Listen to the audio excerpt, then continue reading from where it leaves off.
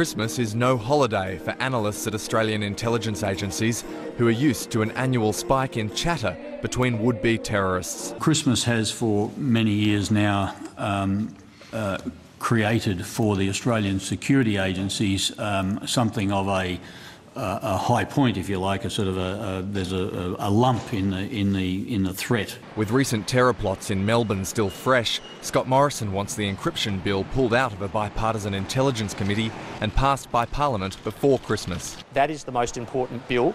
My view is that there will be a resolution and it should be in the next 2 weeks. The government certainly said there is a major rush to resolve these matters. They could be right. I'll wait to the detail. Today, intelligence chiefs were brought to Parliament House and pressed on that key question of urgency, essentially asked if the Prime Minister was right to call for an expedited process. Is it fair to say there's an operational urgency, therefore, to this legislation?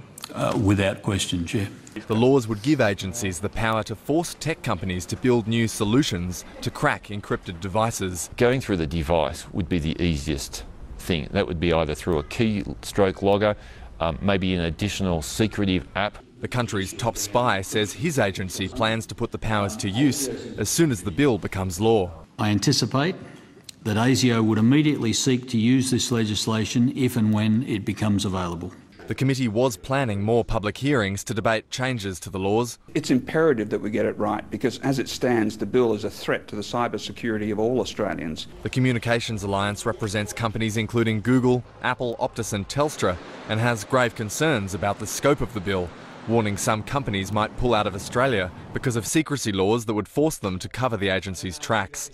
The Intelligence Committee will hold more urgent hearings tomorrow before it decides on the potential fast track. James Elfin-Pym, SBS World News.